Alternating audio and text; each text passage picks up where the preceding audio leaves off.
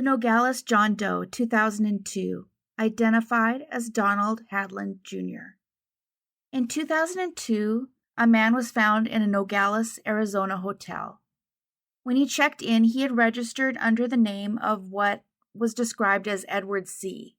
He filled out a form when he registered saying he was from St. Petersburg, Florida. He would tell the clerk that he was seeing a doctor in Nogales, Mexico. Nogales, Mexico is, just as it sounds, directly across the border from Nogales, Arizona, where he was found. I've only been to Mexico twice, and Nogales was actually the place that we crossed over, just for a day trip. Back then, you didn't have to give any ID at all to cross into Mexico, and then crossing back out, you would need to show your ID to cross back over into the U.S. Of course, nowadays you need a passport. It was eventually determined that the COD was the result of an OD. They went to notify the family and found out, to their surprise, that the man whose identity was used to check into that hotel, that person does exist, but it wasn't actually him. So at this point, they sort of hit a brick wall. It would take 20 years for the authorities to identify the man thanks to his fingerprints. The reason it took so long is that his print was not readable at a time. There have been quite a few identifications lately with a new software that the FBI has been using. It's been an amazing tool. It reads previously hard-to-read prints. As a result, they've made quite a few identifications. I don't know a lot about the program, but the article itself here describes it as next-generation identification. In April of 2017, the print matched an arrest record that took place in Florida for a man named Donald Hadland. So they hit this print in 2017, but they sort of hit a brick wall again. Eventually, however, they were able to keep searching, and they located his ex-wife. She would go ahead and view the post-mortem photo, and she would say that it's not him. So then they found themselves back to the drawing board again. At this point, they came to the conclusion that R. John Doe was falsely using Donald Hadland Jr.'s identification. So at this point, they had two aliases and no idea who he was. They would eventually go to the DNA Doe Project, who eventually teamed up with the Genealogical Center at Ramapo College in New Jersey. One good thing in this case is that while a person can lie about their name, DNA doesn't lie. It eventually led to second, third, and fourth degree relatives, and the relative of the man they suspected he was, Donald Hadland Jr. So for whatever reason, his ex-wife didn't identify him, but the DNA did. Once they got to this point, they would officially make the match using DNA of his son. It would eventually be discovered that his family had no idea what happened to him or where he went. They explained that to their knowledge, he had been in Tucson, Arizona for a medical procedure, which is a little odd, though somewhat close to what he told the clerk. Tucson, Arizona is in the same general vicinity of Nogales. But it's probably just enough that even checking it out, they wouldn't make a match with the John Doe. So in this case, they were looking for him in the Tucson area when he was actually about an hour away in Nogales all that time. Although obviously in this case, it's a bit odd given his target location was Mexico and not the US. It's actually not unusual to cross over into Mexico for dental care or some health care or to get medications. However this came about, in this case it's likely what kept his family from looking in the right place. The picture shown here was taken in 1960 when Donald attended the University of Puget Sound in Tacoma. After attending college, he lived in Florida at one point also. Donald Hadland Jr. went unidentified for 20 years. Had he lived, he would be 80 years old today.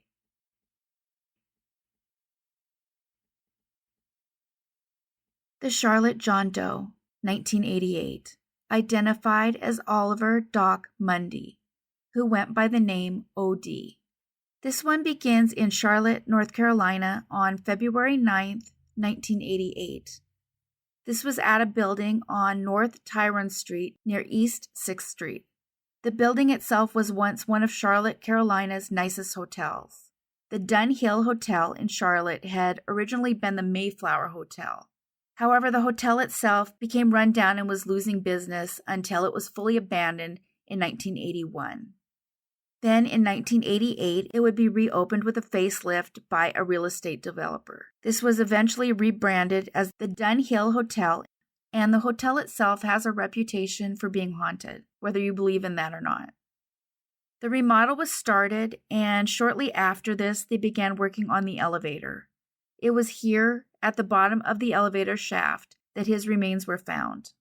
If they know how long his remains were there, which you often hear me refer to as the postmortem interval, so this would be the time between when he passed and when he was found. But I can't find any mention of how long they believe he'd been there. The framing in many of the reference articles I found suggested that he jumped. The site that speaks about the haunting of this hotel, or the presumed haunting of this hotel, has an article that I've linked to in the description below. According to that site, a mysterious skull was discovered in the basement, which appears, now that we know what we know, to be a pretty inaccurate framing, but it probably adds to the drama of the story that was being told. And according to them, from this building, many people during the Depression jumped off the top of the building. The foreshadowing here was a little bit interesting, as, according to the authorities, there seems to be a belief that he jumped into the elevator shaft. But it's important to mention that it's not uncommon for transients to enter a building that's been abandoned, and accidents happen. It would be 34 years after he was found in June of 2022 that a bone sample was taken to a lab in Texas, and this was from a lab in North Carolina, which is of course the state where our John Doe was found. So for all of that time, his remains were in a storage box waiting for the right time and a new technology. By May of 2023, they had identified him, making the announcement in June of this year. We know now the man that went by the name of OD was actually Oliver Doc Mundy, who was born in July of 1923.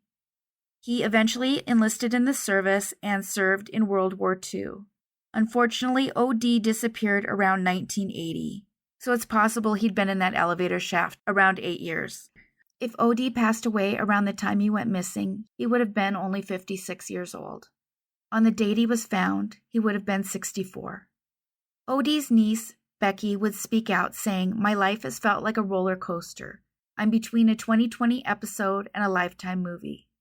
She told reporters at WCNC that she was grateful to finally know. She went on to explain she was 11 the last time she saw her uncle. He also fought several key battles in World War II, and he had a hard time processing his memories as he returned from the war. And this would haunt him to the point where he ended up sleeping in the street, she would say. Her father, who was OD's little brother, worried a lot about his brother.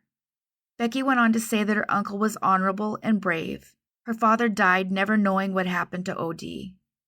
She would say this was sad for her, but she was glad to finally know herself. She was quoted as saying, "It's been so long, and just to get his remains back with us, my plan is to put my uncle with my dad where he needs to be. That would make my dad so happy." OD earned several medals and 2 Bronze Stars. OD Mundy was a missing person for 43 years, and an unidentified John Doe for 35.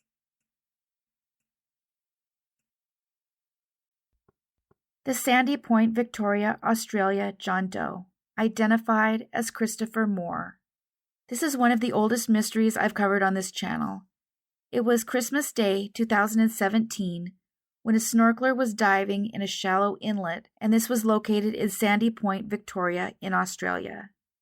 It was here that the snorkeler found skeletal remains. No personal effects or clothing was found at all in the area. So unfortunately, this didn't leave a lot of clues as to who the person may have been. The coroner would eventually transfer the remains to the Victorian Institute for Forensic Medicine. This was in hopes that DNA might finally give them the clue they need. They would estimate he was a man between 21 and 37, with a height of around 170 centimeters, or 5'7". The strange thing is that when looking at his dental restorations, the forensic odontologist would declare that the dental work was reminiscent of an ancient time, unless of course it was perhaps done in another country. And the DNA would eventually suggest the person lived between the 1600s to 1942, which is a kind of interesting span of time. Originally, they suspected it was the remains of Martin Wiberg, who stole 5,000 gold coins in 1877 having escaped in a boat that they believe sunk around that same year. Though we know now it was not the elusive thief that they had found, but rather a World War I veteran named Christopher Luke Moore, who was a farmer who had drowned in Waratah Bay in 1928.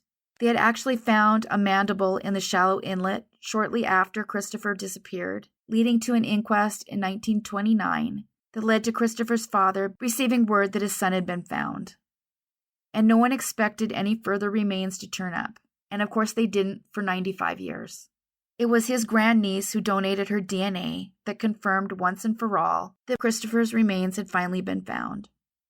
Christopher was born 124 years ago and was just 29 when he passed away. May he rest in peace.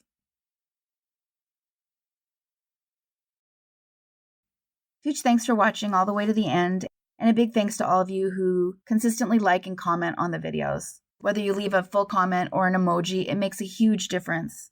The whole dance with YouTube is hard sometimes. I gain only about 350 subs a month. So if you consistently watch my videos, maybe take a moment to subscribe. It's a huge push toward the videos being suggested to new people. The next goal is 20,000. Thanks everyone for watching. Take care of yourselves and each other.